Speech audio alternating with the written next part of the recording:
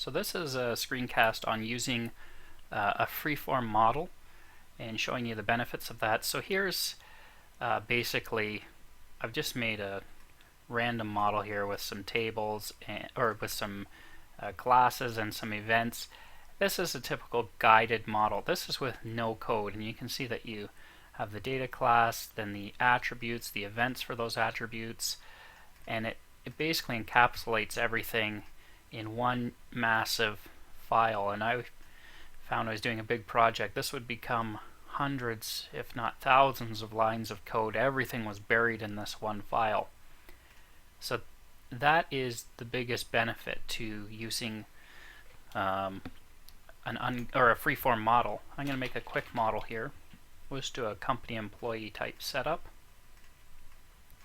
I'll change the name of the collection to companies. I like short names, so name is a string,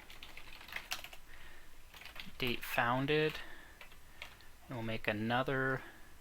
So when you're using guided model, when you're using a freeform model, you still do certain things in the editor, such as making and modifying Datastore classes, such as adding attributes. All of this I'm still doing in the GUI. I'm going to add some attributes here. First name, last name, full name, and employer, and we'll make the relation here. So you build your relations in the GUI. You also do so you modify your tables and attributes, you create relations, and you also still do your model-based permissions in the GUI. Now, to convert to a freeform version, you click this button. Once you go to freeform, you can't go back. Click OK. So what do we have? Instead of that big model.js, we now have this. Now you could build it all in one file still. Oh, I thought I just unlocked that.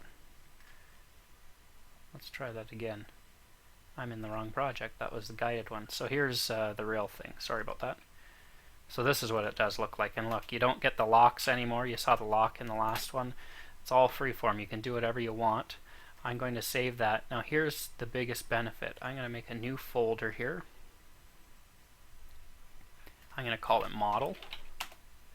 And then inside of that folder, nicely contained, I'm going to make a new JavaScript file called company. And I'm going to make another one, JavaScript file called employee.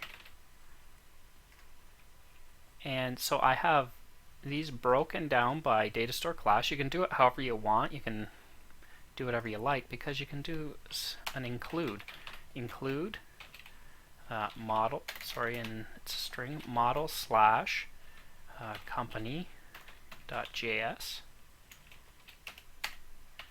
and include model slash employee.js, and that will basically pop those files in as if they sat right where these include lines are. So now I've got it all modularized. I can go into employee. So the first thing I guess I should say is, before you modify something in the unguided model, you initialize it. So this initialized the model as a whole. In the employee, the first thing I'm going to do is initialize model.employee equals object.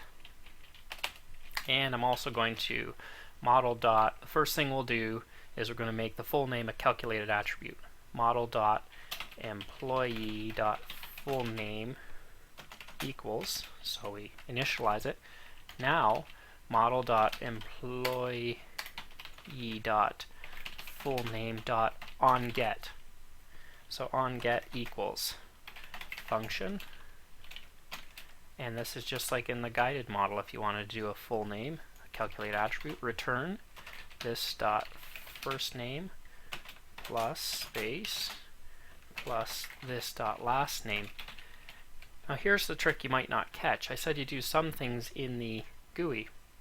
You do need to take the attribute and assign it as a calculated attribute, or it won't work. You can't define the events here because those are in your JavaScript file, but you do need to make it a calculated attribute here.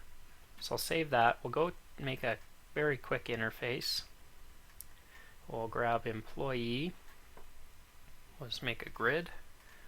Get rid of 2 of these. Create, size, fit to parent, save. We'll run it.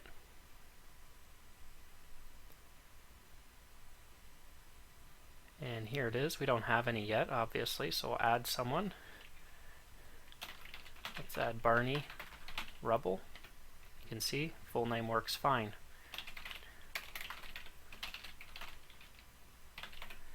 Okay, so the calculated attribute's working fine.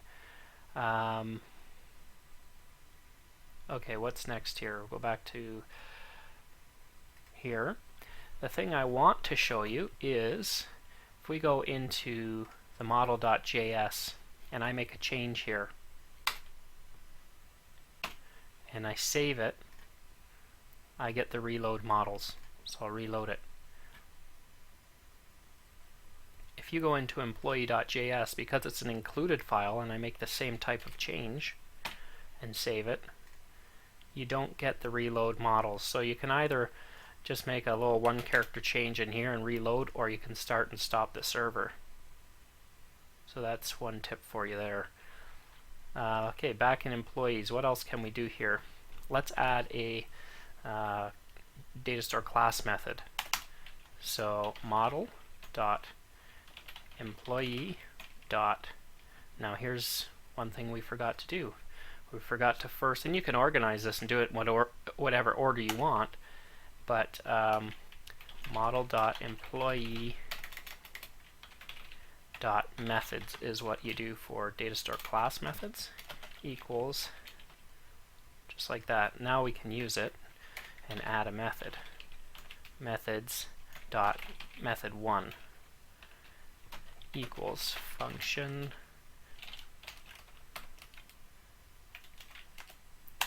and let's put in just a return value. Return a value from method 1.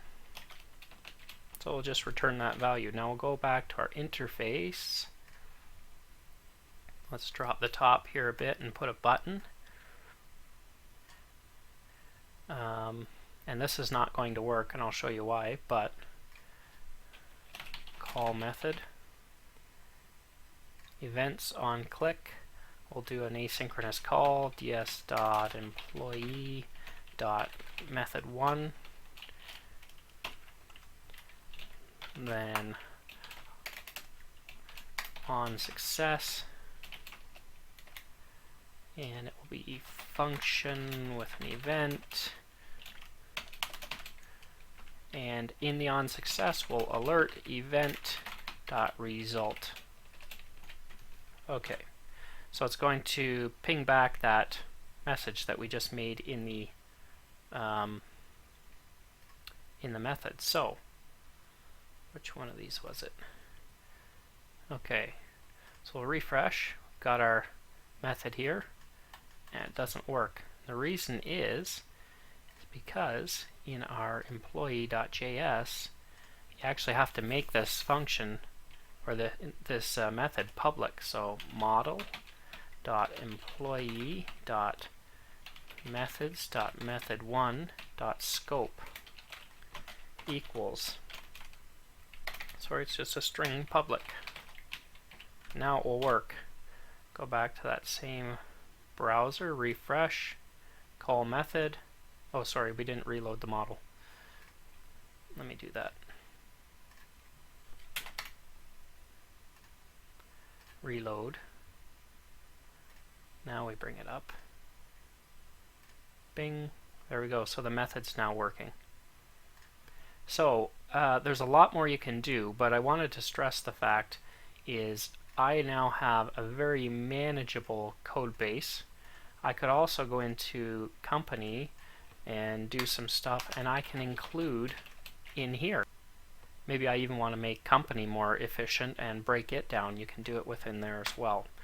So if you want to learn more about freeform models, I would go to the Document Center. There's a nice little read up here, code editor, It's under Wakanda Studio Reference Code Editor using a freeform model. And it's got a lot of nice examples what you can do: entity methods, collection methods, scope, all of these different types of things, the events. And it can really save you some aggravation with a big long JavaScript file.